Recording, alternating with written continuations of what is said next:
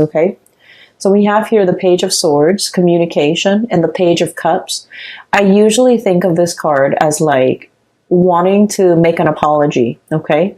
I feel like somebody wants to kind of speak up. Somebody wants to say, I'm sorry. Somebody wants to reach out. Somebody wants to like extend an offer of friendship. Like, hey, how are you doing? Are you okay? You know, what have you been up to? Catching up over tea, over coffee, wanting to make some type of an emotional reconnection.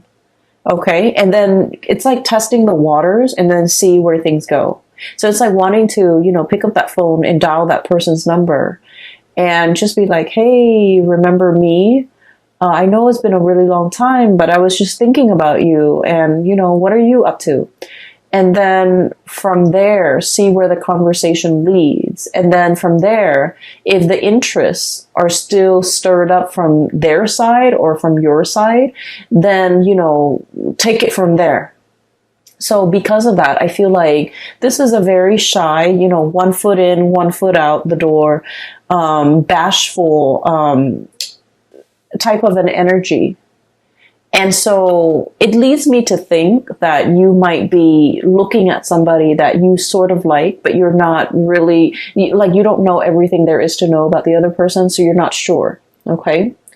And then the person that you might be dealing with this Page of Swords energy, this is somebody who's also looking at you.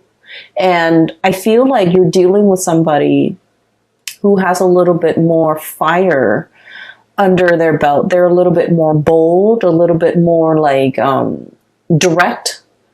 And I feel like if you're coming across as very shy, very reserved, hesitant, and kind of indecisive, then they're looking at you as if you might not want to be with them. You might not, you know, hold them up on a pedestal. You might not, it's almost like they're misinterpreting your nonverbal communication as disinterest.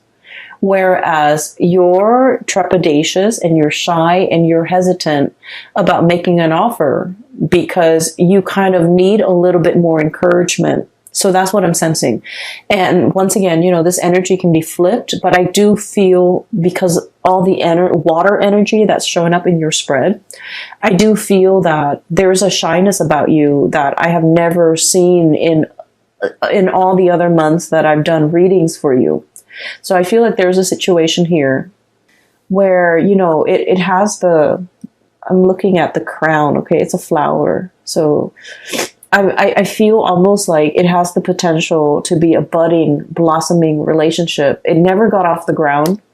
And there's time and there's room and there's definitely an interest from both parties to make this connection thrive, to reconnect. But I feel like both parties are on guard. Both parties are hesitant. And both parties are not able to understand each other. There's this I keep seeing this mirroring energy. What happened in the past was this. We have the moon and then we have the 5 of Pentacles. Basically, the moon indicates to me a situation where there's a lot of confusion. Okay.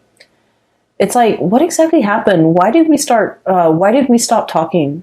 Why did we have a falling out? And, you know, try as you may, you might not even remember how things descended into chaos, okay? How things fell apart. Or I feel like there was a lot of confusion between, you know, what the other person said and how you interpreted things. What you said and how they interpreted things. There was also a lot of confusion regarding, like, you know, how do they feel about me? Why are they behaving this way? And so, you know, the mirroring effect, the moon is all about murky emotions, okay? It's very, very unclear. And I'm drawn to the clouds here in the background. And what I see is murky water, okay? Murky emotions, a lot of hesitation and reservation from both parties, okay?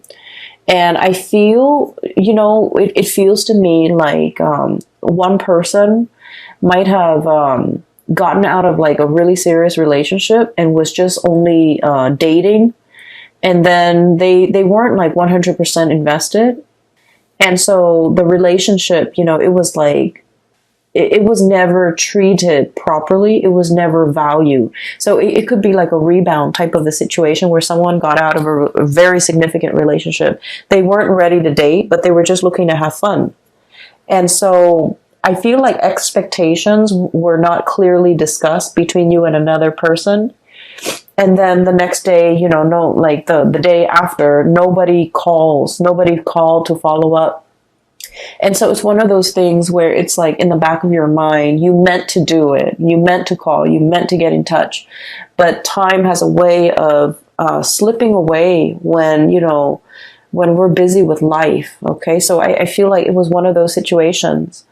And then I also feel like the other person felt very used, felt very left out in the cold. 5 of Pentacles. Okay. Lack of refuge, lack of support. Just felt very undervalued. And so I feel here there was a situation where one person feels like the other person did something, one person felt left out in the cold by another person. And I just feel like things were taken out of context, things were misunderstood, and this was a situation where a simple phone call, a simple letter, a simple text message, a simple apology, something very, very simple could resolve a lot of that misunderstanding. But for whatever reason, you or the other person just never have the time. Okay, it's not about, and I honestly feel like the two of you were very, very busy, were possibly, you know, like, busy with a lot of responsibilities, with family, with children, with life in general, and just busy with a lot of important events. And so no one actually made the time to really have this conversation, to send that text, to write that letter, to smooth things out. And so I feel like there's an opportunity coming back around, coming back into the picture, so that these things can be fixed. Because I do see you gazing at the past and wondering, you know, I wonder what so-and-so is doing. And then I also feel like they were very, very, very interested in you. I feel like they've turned a little bit cold based on whatever situation transpired between the two of you. Okay? And then when this card came out, the 5 of Pentacles, it's basically, it's like a full warning, okay? In life, we can never apologize enough, okay? And I feel like most people don't agree with that, okay? Like, only apologize when you're wrong. But I feel like there are so many people that offend others without meaning to. And, you know, if we, there are so many situations where we commit like social faux pas, where we do things or say things or take things out of context, or even say things without thinking about who our audience is. And in the process, we're, you know, unintentionally offending a lot of people. So I definitely feel like an apology, if it is sincere, it's never belated, and it's never like too late, and it's never, you know, it's like, let's not be stingy with apologies if we feel like we did something wrong. If there's like even a little bit, a tinge, an ounce of maybe I messed up, you know, then it's really important to offer that apology. Because I feel like, you know, I do see there's a situation here where somebody feels left out in the cold. Somebody felt neglected. Somebody felt like used. Okay. And so if you're dealing with a situation like this, Leos, definitely by all means, you know, reach out, because I definitely feel that as when we progress into the month of November, the early part of the month, things are very, very welcome, possibly like the first week, okay? The apology is very welcome. The contact is very welcome. The communication is very, very welcome. So I just feel like this connection, this communication, whatever it is, the wanting to revive it, wanting to make sense of it, wanting to smooth it out, it's very, very welcomed, especially for the very first week of November. As we progress through the latter half, I do sense that there's a situation here where it's like the deed has been done, okay? And that's when we head into this Five of Pentacles and the Tower energy. And the Five of Pentacles, once again, feeling left out in the cold. There is a situation that's broken. It's like a broken plate, right? I'm drawn to that poem. It's like a children's book. The author did The Giving Tree, and then there's he also has like a collection of poems and illustrations. And one of the poems that jumped out or came to mind was the one where the kid didn't want to do the dishes, and then he says that if you don't want to do the dishes, then pretend that you're breaking them, that you drop them, you have butter fingers, and then if you keep dropping them and breaking them, then your parents won't make you do the dishes anymore. That's what it feels like to me. It's like a broken dish, okay? It's like, I feel almost like intentionally showing or displaying a behavior that you're not good at something, just to avoid having that responsibility put on you. Okay, so like, oh, I don't want to do the dishes, so I'm going to break all the plates so that my parents think I'm bad at doing dishes and they will never assign me that responsibility. Okay, I'm not very good with money, so I'm just going to spend here and there, and then, just tell people I'm bad with money so that I will never have to manage resources. Okay, or like, I'm not good at being a relationship partner, so I'm going to go around breaking everybody's hearts just so that I can maintain that reputation that I'm not, I'm not going to fall for anybody. So I definitely feel like somebody has a really tough exterior, and they do things that they don't mean. They say things that they don't mean, and they don't realize that they're hurting the people that really care about them. So I feel like there's definitely that energy coming through. It could be coming from their end or your end.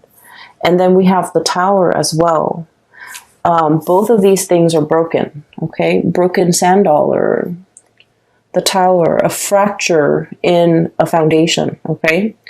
It's sinking into this body of water. And it's also exhibiting symptoms that not only is it sinking, it's kind of leaning to the side. So it's like crashing and breaking. Okay, so I feel like there's a situation here where this behavior might permeate through other areas of your life, not just, only in the love relationship department.